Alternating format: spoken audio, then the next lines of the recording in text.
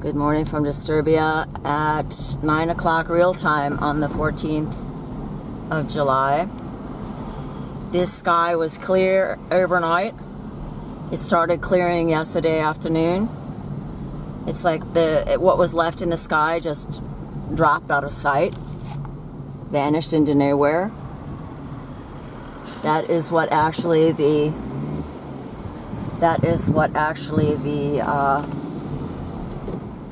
frequencies do. They boil all this shite in the sky so that it falls down. Look at this. Unbelievable, really. And now look what we've got. Clear blue sky, sprayed in. Now we've got this mess. It's 22 degrees already, and it is only 9 o'clock real time. So the temperature went up about, I don't know how many degrees. I don't know what it was this morning. It might have been around 14 degrees. It's hard to say. I went out for a second on my balcony and it did seem a little bit cooler. I was able to sleep all night until around 6:30 in the morning. Usually I'm up around 4. As soon as I hear the birds singing, I'm awake, but I have not been hearing the birds singing at all the last 2 weeks at least.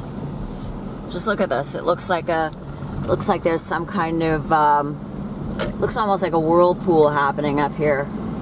Everything is just swirling around one spot, and then you've got this bright bulb over here. That's what they do. This whole sky is on fire. And you don't hear people talking about it too much. I hear people talking about chemtrails, as they call them here in Disturbia, chemtrails.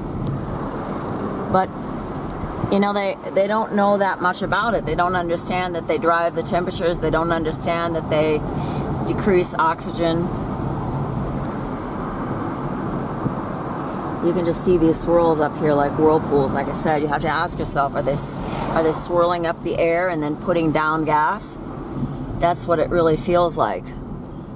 And the last couple years, July, August, September have been really bad. Even June. You never know what you're going to get. It all just depends on the numbers. That's my impression, that they do everything by the numbers. And they believe the forces that should not be do, that they can somehow make God disappear, make us stop believing in God, and then God will cease to exist. I say this all the time because it's really important that people understand it. You see this shite coming in from here and this shite coming in from there, just like electromagnets do, or magnets. And then there's usually a fulcrum there. If you don't look at the weather report, you have no idea what the so-called weather is going to be, because it can be anything. This morning I woke up, it was nice and cool, then I looked out, they were spraying. It didn't matter which window I looked out of. The west or the south. Look at this. You see what I mean? It's just swirling here. Why? Everything's going every which way. Why? It's these frequencies. It's a veritable shitstorm. Pardon my language, but that's what it is. I'm not sure what the forces are going to do. A friend of mine said, well, they're going to we're going to have thunderstorms this afternoon, but how often have I heard that recently? And nothing has happened. Nothing. You see these frequencies going this way, and these creating a V shape. It's just nuts. It really is crazy. And the thing is, people blame God. They say this is a judgment from God. Well, God can use it as judgment. Probably He is, but He's not creating this crap. God is not a house divided against Himself, like the forces that should not be are, with their dialectic. Let's take a look at it. Swirling. It's this unnatural white color and this unnatural blue, all puckered up. And the poor trees and the poor animals, they're in it day and night. So I shouldn't whine and bellyache too much, but really it's for them that I'm whining.